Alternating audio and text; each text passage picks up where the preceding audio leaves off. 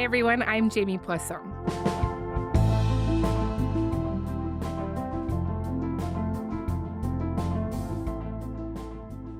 Two nights, two debates. My colleague Erin Wary is with me. We have just finished watching the only English language debate between the party leaders. We're going to go through a lot of the big beats, talk about what we saw from the leaders tonight. I think there was a lot of helpful stuff that came out. Also, stick around for the end of the conversation because we are going to go through a really unusual and unfortunate series of events that led to the scrums where journalists asked questions to candidates at the end to be canceled. It all started with a decision that allowed fringe right-wing outlets to dominate the French language debate scrums, and it only escalated from there. All right, Aaron, hi. Hey, Jamie. It is 10:30 Eastern Time, Thursday night. We've just finished watching the debate, and to steal a quip, I saw another regular guest of this show make online, David Moskrop. Was the winner of the debate tonight confirmation bias? It's funny. I imagine the public doesn't know this, but usually after every debate, the parties all send out releases explaining why their guy was the winner. Of course, very objective takes. I think if you probably had a favorite tonight going in, you probably didn't change your mind, but there might be some movement around the edges. So I suspect that's what we'll talk about. Big picture observations here. How would you characterize the entire debate, maybe? I mean, it's pretty clear that at least the other party leaders think Mark Carney is the front runner, given the amount of attention they focused on him and the attacks they focused on him. I think there's a pretty clear kind of divide that has emerged in this campaign and is apparent in the debates over sort of what particularly the conservative leader, Pierre Poilievre, and the liberal leader, Mark Carney, view as the ballot question. Do you think for Carney it was Trump and Canada's place in the world, I guess, and for Poilievre it was cost of living? Yeah, I think it's even bigger than that. I think it's almost, the way I've come to look at it is Mark Carney views it as Donald Trump is the biggest problem facing Canada, and Pierre Poilievre thinks Justin Trudeau and liberal policies are the biggest problem facing Canada. And I think for both leaders, everything kind of flows from that sort of distinction. Right. Poilievre did that many times tonight. We're in a very weak position to face Trump kind of stuff. Let's dig into their individual performances a little bit more. Mark Carney, as the front runner, as you mentioned, had the most to lose tonight by virtue of him being the front runner. How under siege was he by the other candidates? Did any of them actually get the best of him at any point or set him up to make some kind of mistake at some point? Yeah, I don't know if the Liberals would have come out of this debate thinking that their guy, suffered any kind of grievous blows. I mean, he definitely was under pressure, and there was a lot of criticism being lobbed at him. And I felt even at times that Mr. Blanchet, particularly the Bloc Québécois leader, and Mr. Poilievre, the Conservative leader, were almost just trying to get under his skin and see if they could get him to lose his temper. The question was about Sorry, pipelines. I'm getting to it. Thirdly, one project, one review, and relying That's on not possible provincial. under Yes, it is C69. possible under. It is possible under system. No, it is not. the It's impact banned assessment. under C69. It is agreed on. As much as Mr. Carney would say, I've only been the prime minister for a month. He is essentially the incumbent, and he is the pretty clear front runner. So he was sort of taking criticism from all sides, but I don't know for people who are sort of in the Carney camp at this point or who are ready to vote Liberal. I'm not sure whether this would have necessarily shaken up the race. Yeah. He didn't lose his cool, at any point. Any standout moments from him where you thought that was great? That was a strong moment.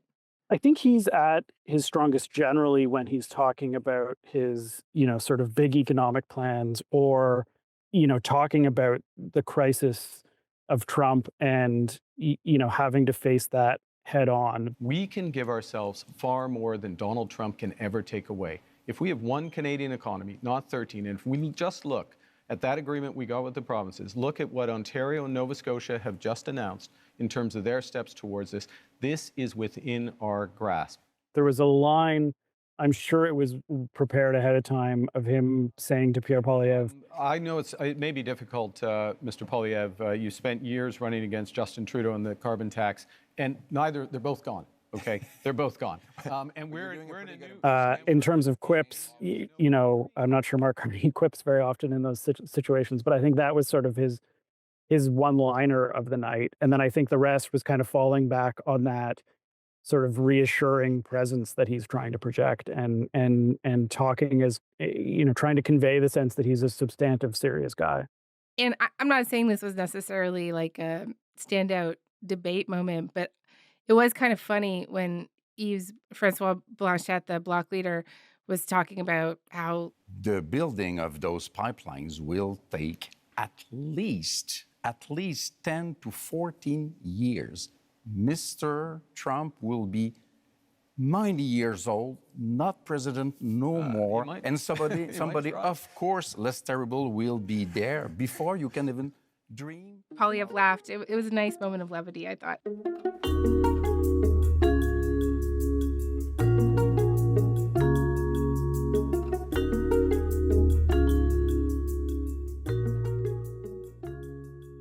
Let's do Poilievre. Barring some unforeseen thing that happens in the next week, this was really his last big national stage. Much has been said in the weeks coming up to this about what version of Poilievre we would get tonight. And what version did we get? Well, we got sort of a mix, right? Because he did go after Mark Carney a fair bit, but I don't think in any of the two debates, either tonight or last night, that Pierre Poilievre used the word woke even once. His sort of culture warrior or sort of very populist conservative persona, I think he sort of shelved it. And it's always kind of awkward to have this conversation because we're CBC journalists, but even his answer on the CBC was very, he was asked, well, are you still committed to defunding the CBC? And he said, well, yes. CBC will continue to operate as a self-funded, Canadian-owned and controlled non-for-profit that raises money like other media organizations through sponsorships, subscriptions, advertising, licensing fees, and countless other things that will ensure Canadians who still want to listen and view its content will be able to do so. And at the same time... And that's, very different from the rally version, which is... It warms my heart to think of the beautiful family rolling up in their U-Haul to move into their wonderful new home in the former headquarters of the CBC. A lot of the main substance was still there, but the presentation was quite different, I thought. And, that's, I think, indicative of him seeing where his sort of vulnerabilities are and trying to steer away from them. Yep. Best moment, worst moment? I think, when he hits Mark Carney and saying, you're the same, it's the same party, the same Liberals. I mean, I think, that's a hard thing for Mark Carney to completely steer away from. What is your cost of living like compared to what it was a decade ago? And are you prepared to elect the same Liberal MPs, the same Liberal ministers, the same Liberal staffers all over again for a fourth term?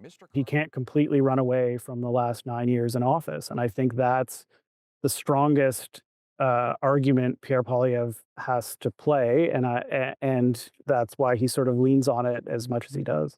There was a line that he delivered tonight, which I would also guess was prepared beforehand, where he talked about how Justin Trudeau's staffers are actually here with you at this debate in Montreal, writing the talking points that you are regurgitating into the microphone. How can we possibly believe that you are any different than the previous 10 years of Liberal government? 25 seconds left in this segment for you to respond to that. Look, I do my own talking points. Thank you very much. To be fair, Carney responded quite quickly, but I thought it was a good moment for Poilievre. Do you want to do a worse moment, or I don't know if that's fair, maybe a moment where things are a bit rougher for him? I think on climate issues, his hand is a bit weaker.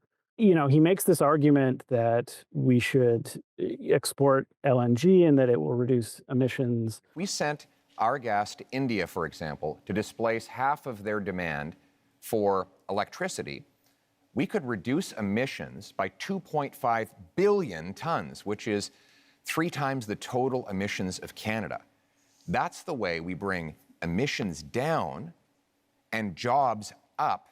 It's common sense, and now it's time. And then he kind of then tries to make the argument that we should, be bringing more production into Canada, and that will lead to lower emissions. But the missing piece in that, of course, is that he doesn't really have much to say about how he'd lower Canadian emissions. And I think that is, when the topic moves to climate change, it's maybe just because I follow that issue more than others, it's a pretty, I think, glaring hole in the sort of larger offer he makes.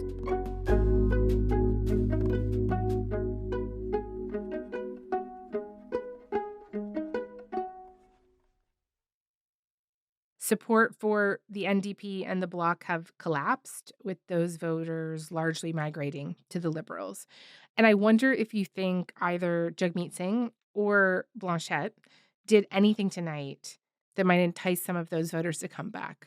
I mean, I think it was a more important night of the two. It was a more important night for Jagmeet Singh, and I think I'm interested to see how people feel about how he approached this, because he was very insistent on getting in and interrupting and needling both Pierre Poilievre and Mark Carney and challenging them. Your hard work should once again pay off with a powerful paycheck that buys you an affordable home, so you want to save on people a safe street, $2,000, and that's what we will deliver. You want to save people $2,000, but cut their dental care, That's which false. is thousands of dollars. False. Cut their child care, which is thousands of dollars. Cut pharmacare coverage, which is thousands of dollars. False. That's not a very good math deal right there. You're gonna 10 years from now and 20 years from now, as the world uses less, we want to have more market share. We need to do Mr. that. Carney, by very And my government will move that. But by definition, a subsidy isn't when we buy a pipeline.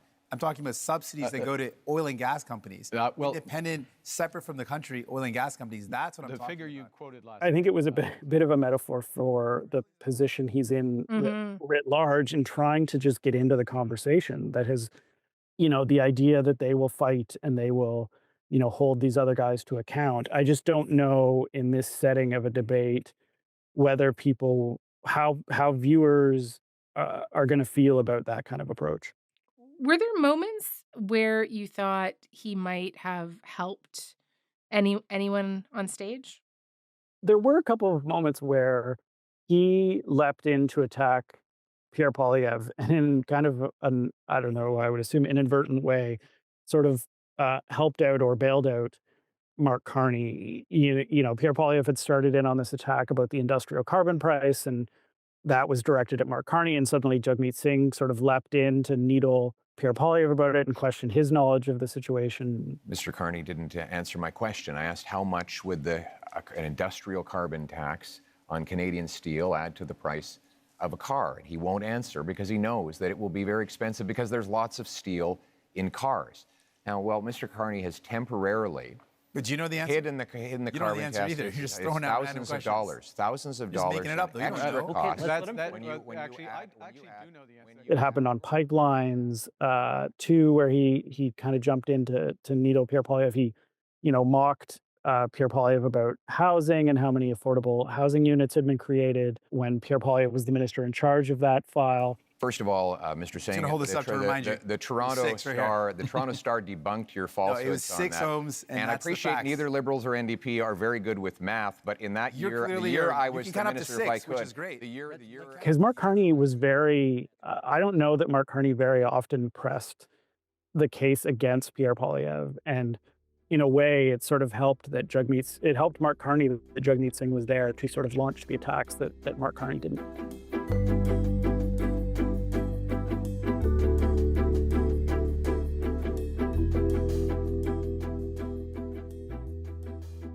We are not going to get into every issue that they discussed over 2 hours tonight. And I'll just say for people listening that we have an episode currently slated to run early next week where we are actually digging into a bunch of policy proposals with experts across the country. So I hope you will tune into that. But I do want to go through a few moments that I think did produce interesting daylight and or good exchanges from the candidates.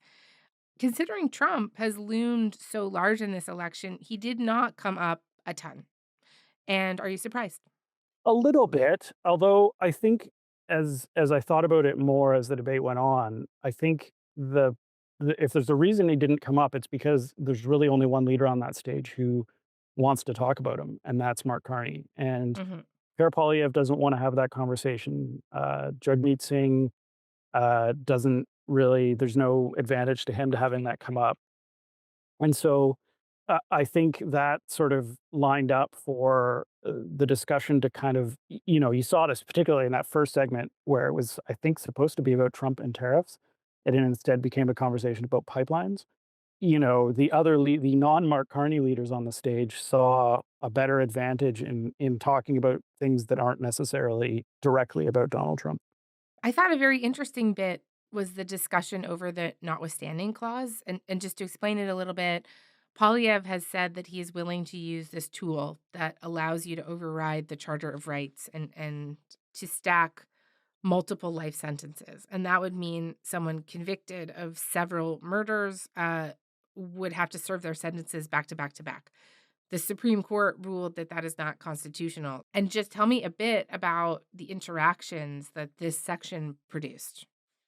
Yeah, I think, this gets complicated, but I think Pierre Poilievre has framed this in terms of I'm going to use the notwithstanding clause to protect Canadians. And I will use the constitutional powers that are created for this purpose to ensure that mass murderers stay in maximum security penitentiary for life. They will only come out in a box. We will also The sort of ends justify the means, using this clause.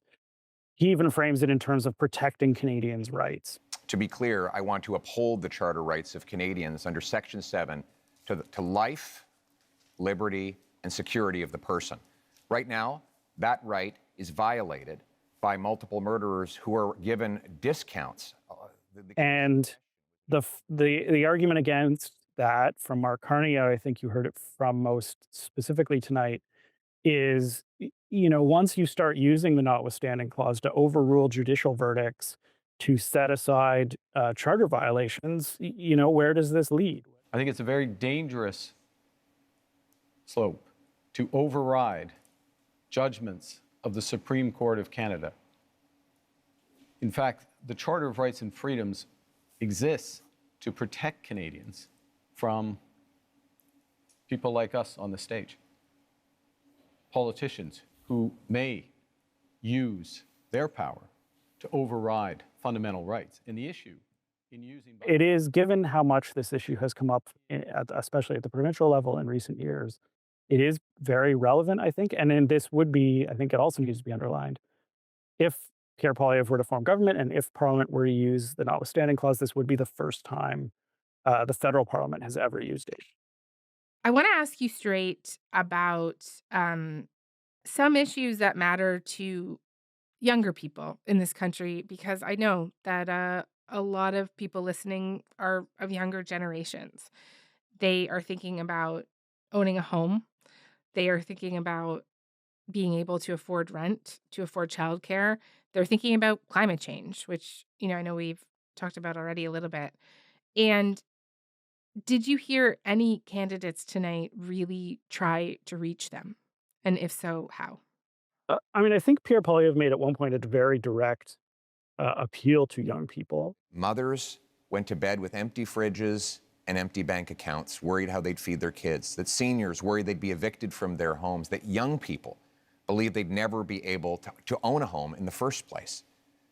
Now, in retrospect, that you look back on the Liberal decisions that you advised Justin Trudeau to take, will you look the camera in the eye and apologize to the many people who suffered as a result of the inflationary policies that you And I advised think Justin Trudeau to implement? the issues of housing and climate were touched on, but I don't know that, one of the drawbacks of having a single debate and it's 2 hours and you're covering 36 topics is that an issue like housing that really could go for an hour or two on its own Mhm. doesn't get hashed out as much. Related to climate, pipelines took up lot of time tonight. They took up a majority of a section that was actually about tariffs for some reason. I don't even remember how it seems to have gotten so hijacked. But do you want to briefly talk to me about what you heard there? Yeah, I mean, I guess this is the very quintessential Canadian conversation about pipelines that we've been having for decades. Look, the I think the Conservatives were always interested in more pipeline development. The specter of Donald Trump and the potential threats to the Canadian economy and Canadian sovereignty has restarted the conversation amongst Liberals about building more pipelines. I think that if there's a split, it's really sort of over under what conditions those pipelines would be built, what kind of regulations, what kind of environmental protections, and they didn't really get into it except to kind of argue over who loved pipelines more, but it's really sort of over under what conditions and what rules are these pipelines actually going to be built if they're going to be built. Towards the end of the debate, the candidates got to ask each other questions, which was kind of fun. It sort of felt like this was designed as the portion of the debate that a lot of campaigns would want to clip for social media. They got also more questions from the moderator, journalist Steve Paikin. Can I tell you the one that I really want to talk about? It was when Steve Paikin asked them what their greatest regrets were from the campaign, and I'm still laughing about it. We just got these answers with varying degrees of I care too much. I wish I could have cared more. It's like when you do a job interview and you're like, oh, my greatest flaw is that I work too hard. Was that also your favorite moment of the entire debate? So I am not a big fan of gimmick questions in debates, but this one was entertaining strictly for, Mr. Blanchet went first and he didn't quite have an answer for it. That's a very good question. I'm not very fond of regrets, I would say.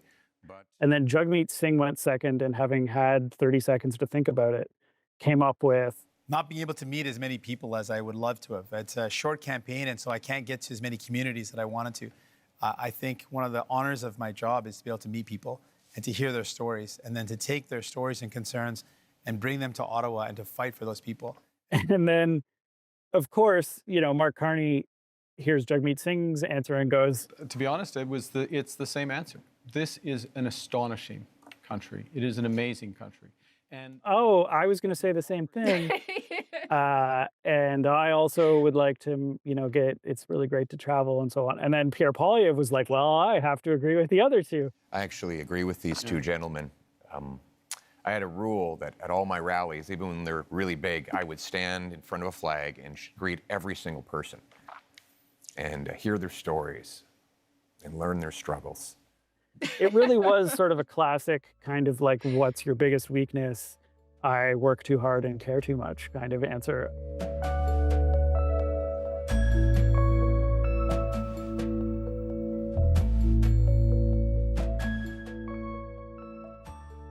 Normally, we would not end this conversation talking about the scrums with journalists that happened after the debates. To be honest, they're usually kind of boring.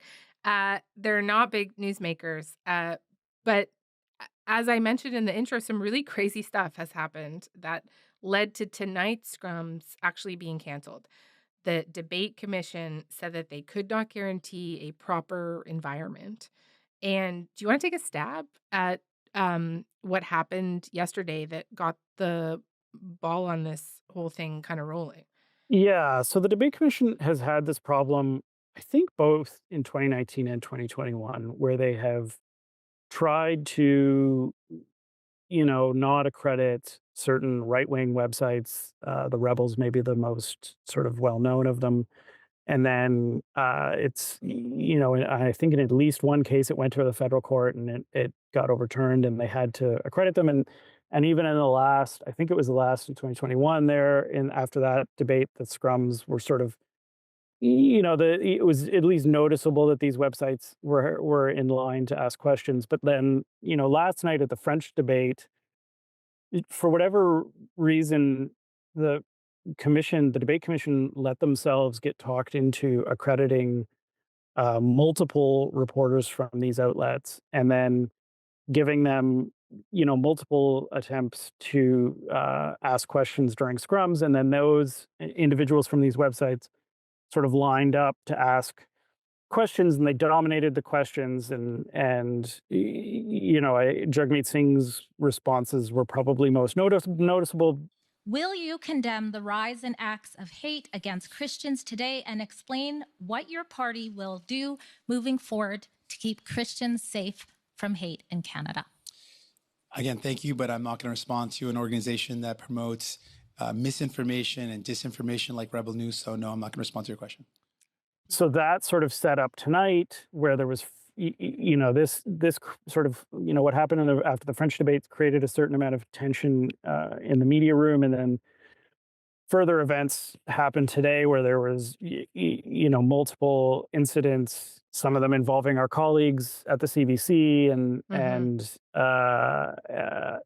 it sort of boiled over into, essentially the debate commission shutting down the scrums because they didn't think they could pull them off. Essentially, they couldn't, maintain the environment to have these scrums happen, and then, so there was even more conflict. And it's, as you say, like these scrums are usually not very interesting, and they're pretty perfunctory. And this was all sorts of conflict, and it sounds like shouting and yelling, and it is just not a great scene for what is supposed to be our one of the sort of signal moments of an election campaign. Yeah, I think just lots of, and I would say understandable frustration from a lot of mainstream media in the face of all of these right-wing provocateurs being given all of this access. And then also I was watching, as you mentioned, our colleague Rosemary Barton talk about how she was confronted. These were right-wing people that publish their own agenda and websites, who confronted journalists inside the media center, who confronted David on his set, who directly and personally confronted me inside the media center. These are people that the commission decided to accredit, and that is where we are now. The situation. I don't know exactly what happened, but her and David Cochran were giving pretty passionate accounts on television. This is where we've ended up in this election, with everything going on with Donald Trump and everything going on in this economy and everything going on in the world. This is where the national Canadian election debate has ended up, and it's just exhausting. And it is the end product of multiple years of rage farming for narrow political gain and financial benefit for the independent commission that oversees the debate. They have gotten a lot of blowback in the last 2 days for this, and also because at the last minute they yanked the Greens' ability to participate in the debate, and it just seems to me like this is not going to blow over. No. I mean, I think there's sort of two things. One is the media conversation about who is given access to these events and how people are treating other people. And then I think there's a larger issue of the debate commission, who's just had a miserable week. In previous years, there were complaints about how the debates were conducted. This year, the debates were fine. It was everything else around the debates. And so this is just going to be an issue going forward. And whoever is in government after this election is going to have to figure out what to do with it. Okay. Aaron, thank you. Anytime. Before anybody goes, Aaron is, again, going to be with us on election night. We're doing the live stream. It's going to be really fun. You can find it on the CBC News YouTube page, the CBC News TikTok page. We are going to link to it in our show notes and promo it all next week.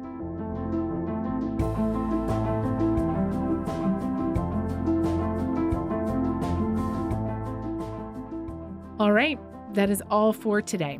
Front Burner was produced this week by Matthew Amha, Matt Muse, Ali James, Joytha Shengupta, Lauren Donnelly, Kieran Oudsworn, and Mackenzie Cameron. Our intern is Iza Adil. Our video producer is Evan Agard, and our YouTube producer is John Lee. Our music is by Joseph Shabison. Our senior producer is Elaine Chow. Our executive producer is Nick McCabe-Locos. And I'm Jamie Poisson. Thanks so much for listening, and we'll talk to you next week.